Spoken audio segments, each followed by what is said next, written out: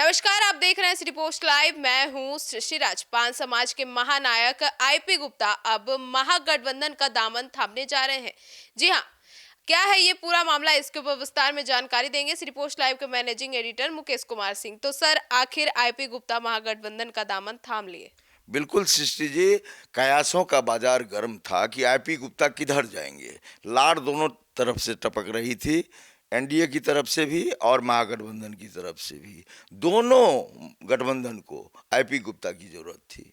आपको मैं बताना चाहूँगा सृष्टि जी और दर्शकों को भी कि आईपी गुप्ता एक ऐसा नेता है जिन्होंने अपने समाज को बहुत कम समय में बड़ी तेजी से जगाया। तांती ततवा पान समाज जो है, इसकी आबादी कम नहीं है। हालांकि जातिगत जनगणना हुई, परसेंटेज उनका दिखा, और ऐसा हालांकि वो स्वीकार नहीं कर रहे हैं कि ये परसेंटेज सही है। 2% की आबादी उनकी बताई जा रही है, तो वो कह रहे हैं कि नहीं, इससे ज़्यादा है। और हमारा 80 लाख जो है, बिहार में सिर्फ 80 लाख अपने आप को बता रहे हैं। खैर, आंकड़ा जो भी होगा अलग बात है, लेकिन पान समाज के वोटर्स की बात करें अगर सृष्टि जी, तो कोई बिहार का विधानसभा ऐसा नहीं है जहां पान समाज का वोटर नहीं है। और कई विधानसभा तो ऐसे हैं, मैं खुद सहरसा जिले का रहने वाला हूं, और सहरसा में पान समाज का 65,000 से ज़्यादा वोट। अब बताइए, एक विधानसभा क्षेत्र में 65,000 वोट का क्या मतलब होता है। धुंध बरकरार थी, चूंकि आईपी गुप्ता ने कह रखा था कि हम एनडीए के साथ भी जा सकते हैं, हम महागठबंधन के साथ भी जा सकते हैं। हमारी एक ही ख्वाहिश है, हमारी एक ही मांग है कि हमारे समाज का जो आरक्षण छीना गया है उसे जो वापस करा देगा गठबंधन, हम उसके साथ जाएंगे। हमको न ज़्यादा सीट चाहिए, चूँकि देखिए, राजनीति में अगर आप आई हैं, तो आप अगर आई हैं तो आपका अगर व्यक्ति, आपके समाज का नेता अगर सदन तक नहीं जाएगा तो फिर मजबूती से अपनी आवाज़ आगे नहीं उठा पाएगा। तो आईपी गुप्ता का यह कहना था कि हम बहुत लंबी चौड़ी लिस्ट नहीं देंगे सीटों की, लेकिन हम अपने समाज का भला करने में अब कोई कोर कसर नहीं छोड़ेंगे। आप बताइए ना, हमारे हाउस में भी कई बार आए हैं आईपी गुप्ता, हम लोगों ने उनसे बातचीत करी है, आप भी बातचीत की हैं।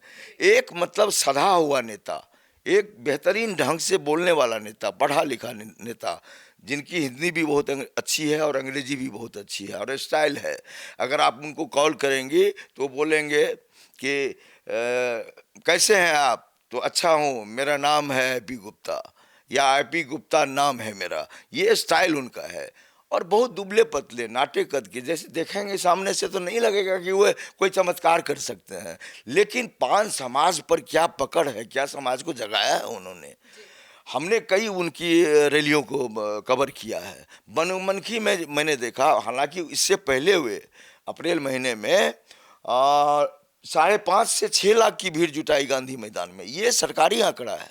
और 2014 में जब नरेंद्र मोदी आए थे तो 4 से 4.5 लाख की भीड़ थी वहाँ। आप बताइए, एक ऐसा नेता जो दबे कुचले समाज से आता है, पिछड़े समाज से आता है, पिछड़े क्या, बिल्कुल ही हाशिए का समाज है यह।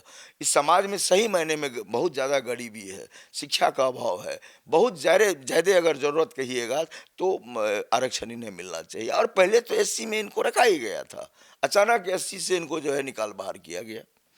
तो सरकार ने किस परिस्थिति में अनुशंसा की और हाईकोर्ट सुप्रीम कोर्ट ने क्यों ऐसा निर्णय लिया, ये तो इन लोगों की कमी है। नेताओं की वजह से जो है इनका आरक्षण गया, या फिर जो है और भी कोई तकनीकी वजह रही है।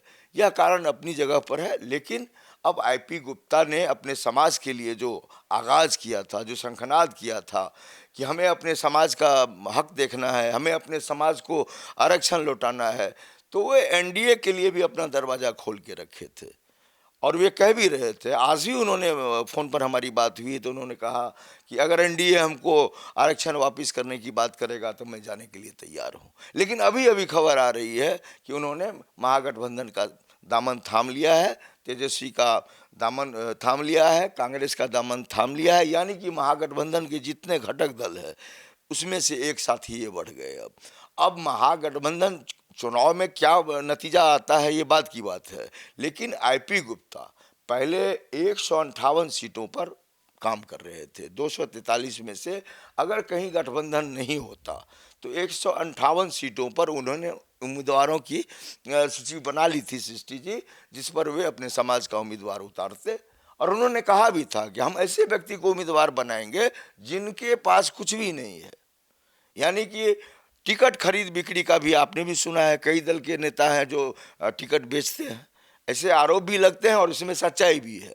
लेकिन आईपी गुप्ता ने ताल ठोक कर कहा कि हम ऐसे व्यक्ति को उम्मीदवार बनाएंगे जिनके पास कुछ नहीं है, जिनको चंदा लेकर के चुनाव लड़ना पड़ेगा। तो एक बड़ी बात है यह। और 158 सीटों पर आईपी गुप्ता का समाज निर्णायक भूमिका में है। उसमें से 25 से 30 सीट को तो मैं जानता हूं जिस पर आईपी गुप्ता का समाज जिधर जाएगा जीत उसी दल की होगी, इसमें कहीं कोई शक शुबा नहीं है।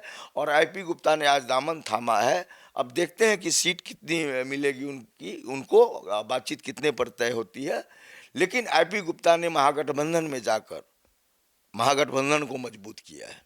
मतलब पान समाज को अट्रैक्ट किया। देखिए, पान समाज का तो नेता ही है, पान समाज के हित के लिए लड़ाई लड़ने के लिए तो आए ही है।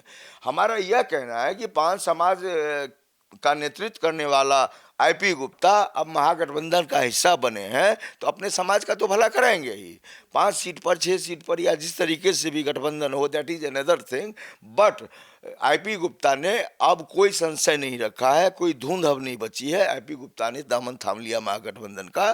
तो अब सीट शेयरिंग का फार्मूला है। शाम में तेजस्वी यादव दिल्ली जा रहे हैं, चूंकि रार अभी बरकरार है मुकेश सहनी के साथ और कांग्रेस के साथ भी। तो आईपी गुप्ता अब कहीं नहीं जाएंगे, वे महागठबंधन का हिस्सा बन चुके हैं।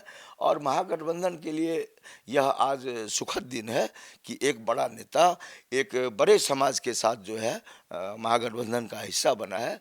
तो इसका चुनाव में असर जरूर दिखेगा, क्योंकि आईपी गुप्ता के समाज के लोग जब महागठबंधन के साथ आएंगे तो ताकत में इजाफा होगा। तेजस्वी यादव का कहिए या फिर कांग्रेस, जितने घटक दल हैं सभी को मुनाफा होगा। और आईपी गुप्ता अब महागठबंधन की जो है सेहत को दुरुस्त करेंगे। तो सुना आपने हमारे इस डिबेट को। तो अब आईपी गुप्ता के महागठबंधन में शामिल होने से महागठबंधन को कितना फायदा होगा और एनडीए को कितना नुकसान हो सकता है, अपनी राय कमेंट सेक्शन में जरूर बताइएगा। तो फिलहाल इस खबर में इतना ही। आगे की खबरों के लिए जुड़े रहिए हमारे साथ और देखते रहिए सिटी पोस्ट लाइव। धन्यवाद।